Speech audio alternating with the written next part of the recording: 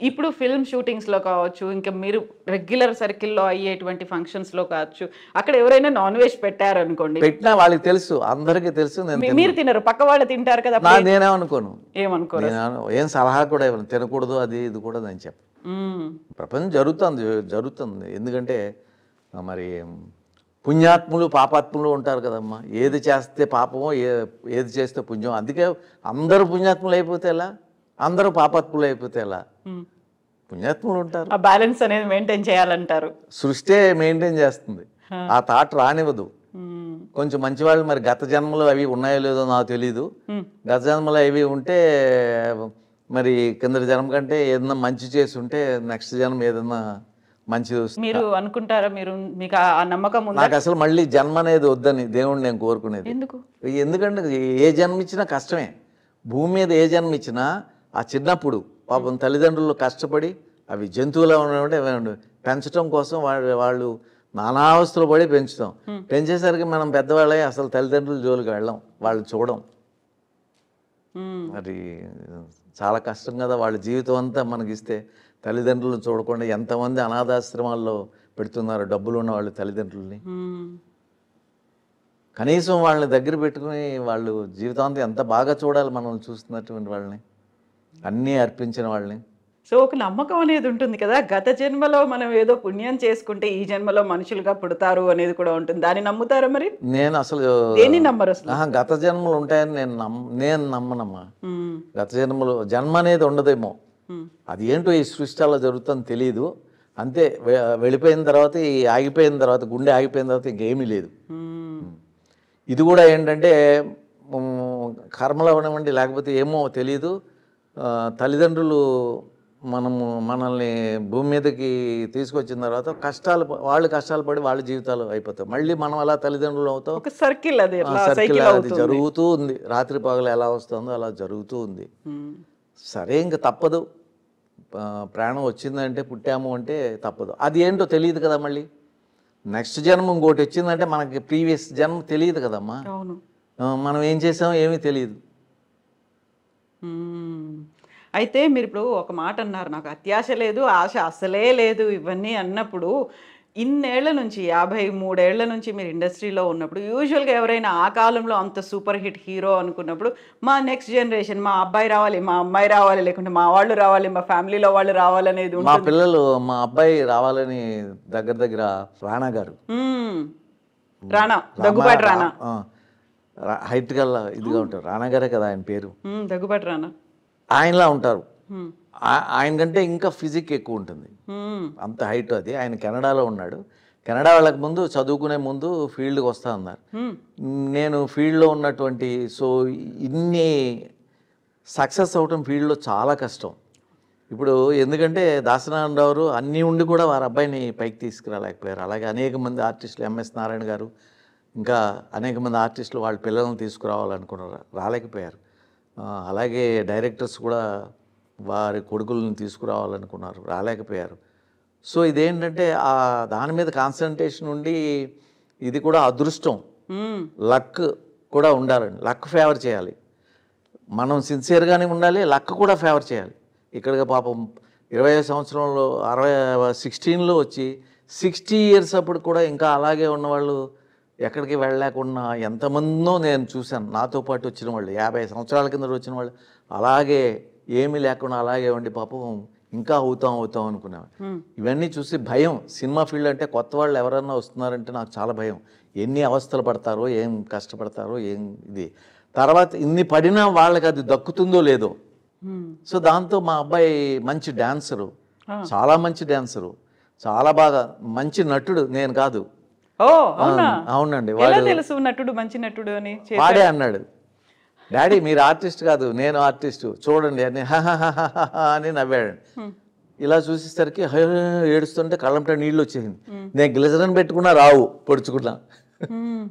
So dance అనేది అప్పట్లో చిరంజీవి వీళ్ళు ఎంట్రన్స్లో ఈ బ్రేక్ డాన్సులు చేయకముందు వాడు అప్పట్లో ఏదో బ్యాట్ ఇలా అని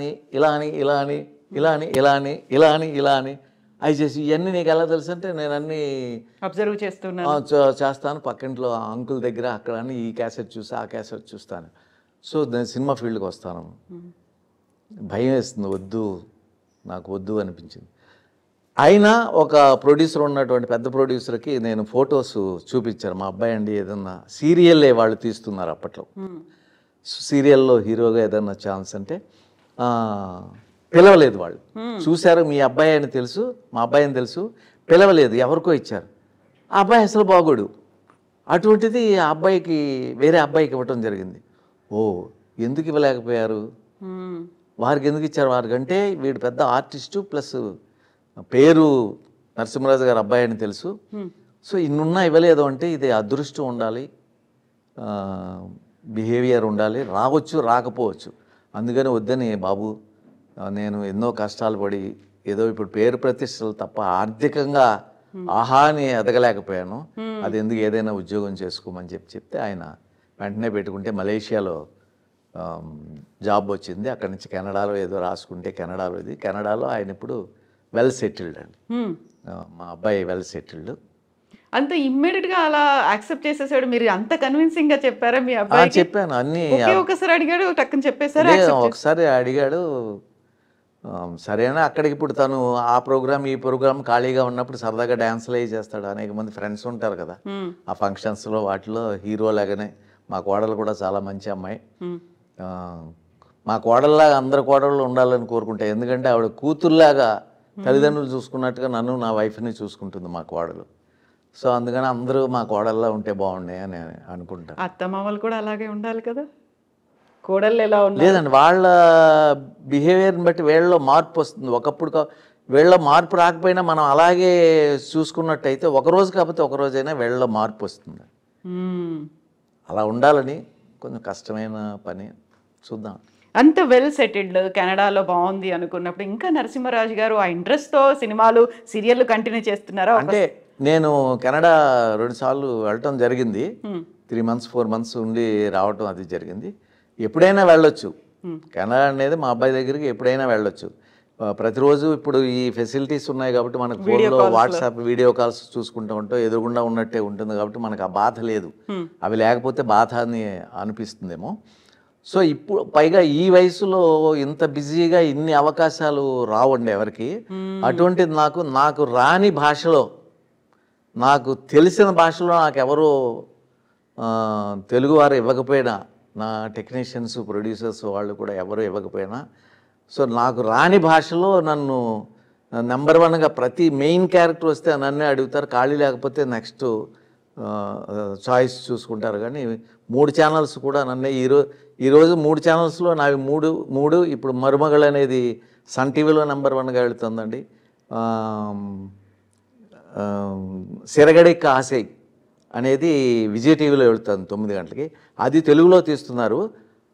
తెలుగులో తీస్తూ నా వేషం నేను అడిగితే నాకు ఇవ్వలేదు, ఆయన ఓల్డ్గా ఉన్నారు. ఇక్కడ ఓల్డ్ క్యారెక్టర్ అప్పుడు మరి పిచ్చివాళ్ళ వికటన్ లాంటి టాప్ మోస్ట్ కంపెనీ నన్ను పెట్టి తీసి ఇవాళ నెంబర్ 1 విజయ టీవీలో నెంబర్ 1 10కి పైన రేటింగ్లో ఇప్పటికీ వెళుతున్న సీరియల్లో నా వేషం నేను అడిగితే, వాళ్ళని ఫోన్ చేసి అడిగితే, ఏమండి అది తెలుగు నేను చేస్తాను ఖాళీగా ఉన్నా అంటే, చూస్తాం సార్ చూస్తామని చెప్పి తర్వాత అడిగితే ఎవరో చెప్పారు, ఇలా డిస్కషన్లో వచ్చింది, ఆయన ఓల్డ్గా ఉన్నారు. సరే పర్వాలేదు. ఇప్పుడు ఎవరు చేస్తున్నారు తెలియదు నాకు, నేను పట్టించుకోను ఇంకా. ఓకే, అప్పుడు నేను ఖాళీగా ఉన్నాను అందుకని నేను అడిగా. ఇప్పుడు నేను బిజీ. తర్వాత నన్ను జీ తమిళ్లోని స్టార్మాలో ఏదో అడిగారు. ఆ టైమ్స్ వాళ్ళు అడిగిన టైమ్స్కి నాకు కుదరలేదండి. ఎందుకంటే నేను అక్కడ ఒక 15 రోజులు 10 రోజులు నాకు అక్కడ వర్క్ దొరికితే అసలు నేను చెన్నై వద్దామని లేదు. ఎందుకంటే మా ఇంట్లో వాళ్ళకి ఆరోగ్యం సరిగా ఉండదు. సో అక్కడ ఉన్నట్టయితే రోజు మార్నింగ్ వెళ్తే రాత్రి వచ్చి ఇంట్లో వాళ్ళని చూసుకోవచ్చు కదా, మనల్ని నమ్మిన వాళ్ళని. అవకాశం ఇవ్వటం లేదు నాకు. ఇప్పుడు తమిళ్ మీకు రాదా? అప్పుడు రాలేదా? ఇప్పుడు మొత్తం నేర్చుకునే? మా ఇంట్లో అందరికీ వచ్చి నేర్చుకోలేదండి, నాకు రాదు ఎందుకో. ఇప్పుడు మాట్లాడడం, డైలాగ్స్ చెప్పడం, వాళ్ళ కమ్యూనికేషన్ చెప్తారు కదా, తెలుగైనా తమిళైనా నాకు ప్రాంప్టింగ్ ఇస్తారు. తెలుగైనా ఇవ్వాల్సిందే, తెలుగైనా ప్రాంప్టింగ్ ఇస్తారు. ప్రాంప్టింగ్ అలవాటు అయిపోయింది. నేను అది వింటూ నా ఇష్టం వచ్చినట్టు చెప్పుకుంటా. డబ్బింగ్ వాళ్ళు చెప్పుకుంటారు తమిళ్, తెలుగు నేనే చెప్తాను.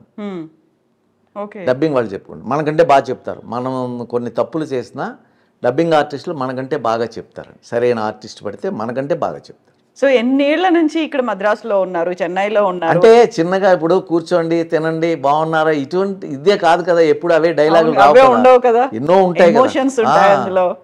సో అవన్నీ రావాలంటే అసలు అర్థాలే తెలియదు. ఇప్పుడు కూడా నేను చెప్పింది చూస్తుంటే అర్థమవుతుంది నాకు, చూస్తాను పెద్ద పెద్ద లెంగ్తీ డైలాగులు చెప్తాను. ఆహా ఓహో అని నా పక్కనే మా హౌస్ ఓనర్ గారు ఇంట్లో చూశాను అనుకోండి, ఏదైనా ఖాళీగా ఉన్న రోజు వెళ్ళి చూస్తే వాళ్ళు చాలా ఎంజాయ్ చేస్తారు. అబ్బా ఎంత బాగా చెప్పారో అనుకుంటూ ఉంటారు. దానికి అర్థం ఏంట్రా బాబు, అప్పటికప్పుడు చెప్పారు అప్పుడు అర్థమైంది, ఆ ఎక్స్ప్రెషన్స్తో చేశాను, తర్వాత దానికి అర్థమే తెలియదు. అయితే ఇప్పుడు మీకు భాష తెలియదు, ఇందులో ఎమోషన్ ఏంటో తెలియదు, మీరు చెప్పిన డైలాగ్ ఏంటో తెలియదు, అయినప్పటికీ కూడా నరసింహరాజు గారు మాకు కావాలి అని చెప్పి తమిళ్ విశ్వ గారు డైరెక్టర్, పెద్ద డైరెక్టర్, పూర్వం మనకి విశ్వ గారని చాలా సినిమాలు తమిళ డైరెక్టర్, ఇక్కడ టాప్ డైరెక్టర్. వారు నేను ఒక సీరియల్ చేసాం, వారు ఒక కుటుంబ పెద్ద, నేను ఒకడు. ఆయన చూసి ఒకటే అన్నారు ఆయన, మీకు తమిళ్ రాదని తెలుసు కానీ మీరు ఇంత బాగా మేనేజ్ చేస్తుంటే మీ ఎక్స్పీరియన్స్ మిమ్మల్ని ఇచ్చేస్తుంది. మొదటి సీన్ చెప్తారు కదా, ఏంటి ఈ సీన్ అది, సో ఆ మూడ్ ఉంటుంది. ఆ మూడ్లో డైలాగ్ వాళ్ళు చెప్తే వచ్చేస్తుంది, ఆటోమేటిక్గా వచ్చేస్తుంది. అందుకే కదా ఇప్పుడు మీరు తెలుగు మేము తెలుగు, మేము హైదరాబాద్ నుంచి చెన్నైకి రావడానికి ప్రధాన కారణం ఏంటంటే మీరు ఇక్కడ సూపర్ సక్సెస్గా ఉన్నటువంటి సీరియల్స్ చేస్తున్నారు, అందులో లీడ్ రోల్స్ ప్లే చేస్తున్నారు. అంటే ఇంత దూరం వచ్చి అంటే ఇక్కడ మన తెలుగు కంటే కూడా తమిళ్లో బాగా చేస్తే ఎవరినైనా ఆదరిస్తారండి, ప్రజలు కూడా ఆదరిస్తారు, ప్రొడ్యూసర్స్ టెక్నీషియన్స్ కూడా డైరెక్టర్స్ వాళ్ళు కూడా ఆదరిస్తారు. ఎందుకంటే పూర్వం నుంచి ఇక్కడ ఇండస్ట్రీ అనేది ఉంది, అన్ని లాంగ్వేజ్. అందుకే మీకు ఎంజి రామచంద్రన్ గారు మలయాళీ ఎంత సూపర్, అది సీఎంనే చేశారు. రజనీకాంత్ గారు కన్నడ, కొంకణియో కన్నడ, మహారాష్ట్ర బ్యాక్గ్రౌండ్ ఆదరించారు. సో ఇలా ఎవరిని తీసుకుని, అలాగే మోహన్ అని ఉండేవారు, ఆయన కన్నడ అబ్బాయి కూడా. సో మేము జగన్మోహిని ఇవన్నీ సూపర్ హిట్, 1 year ఆడినవి ఇక్కడ. మన తెలుగులో ఇంకా 100 days, ఇక్కడ 1 year. సో ఇవన్నీ ఆదరించారంటే వాళ్ళు ఏంటంటే టాలెంట్ని ఎంత బాగుంది, ఎంత బాగున్నాడు అంటే అంత చందాలి కదా, ఆ క్యారెక్టర్కి ఎంత బాగున్నాడు, ఇదే వాళ్ళు చూసి ఆదరిస్తారు. తమిళియన్స్ టెక్నీషియన్స్ కానివ్వండి, ఛానల్స్ కానివ్వండి, తప్పకుండా వర్త్ ఉన్న వాళ్ళని ఆదరిస్తారు. ఆంధ్ర కమల్ హాసన్, ఈ పేరు ఎలా వచ్చింది, ఎందుకు ఈ పేరు? కమల్ హాసన్ గారు చేసినటువంటి 2-3 ఫిలిమ్స్ నేను చేశానండి బిగినింగ్ స్టేజ్లో. అమ్మాయిలు జాగ్రత్త అంటే సొల్లుతాన్ ననిక్రేన్ అని, అపూర్వ రాగంగా అంటే తూర్పు పడమర, ఇలా కొన్ని సినిమాలు నేను వారి క్యారెక్టర్ చేయటం వల్ల ఆంధ్ర కమల్ హాసన్. అలా పైగా జుట్టు అది కూడా కొంచెం పెద్దగా ఉండి మీసాలు అవి అలా ఉండేవి, అందుకని ఆంధ్ర కమల్ హాసన్ అంటారు. కానీ టాలెంట్ సైడ్ చూస్తే అసలు ఆయన ఎక్కడో నేను ఇక్కడ. సో లుక్స్ వైజ్ మాత్రమే అంటారు అసలు? అంటే వారిది కొంచెం చాలా ప్రపంచవ్యాప్తంగా పేరు ప్రతిష్టలు ఉన్నాయి. నేనేంటంటే ఆ క్యారెక్టర్ తగినట్టుగా కాసేపు న్యాచురల్గా ఆ క్యారెక్టర్ అనుకుంటాను, నేనే అనుకుంటాను, ముందుకు వెళ్ళిపోతూ ఉంటాను. అది చేద్దాము, ఇలా చేద్దాము అని అనుకోను, ఆ క్యారెక్టర్ని అనుకుంటాను. డ్రైవర్ అంటే డ్రైవర్ లాగా ఉందాం, డ్రైవర్ని అనుకుంటాను. అక్కడ పోయాక రౌడీ అంటే రౌడీలా ఉంటాను, ఏడుపు మొహంతో ఉన్నా అంటే ఏడుపు మొహంతో అలా డల్గా ఉంటాను, ఏదన్నా గుర్తు తెచ్చుకొని.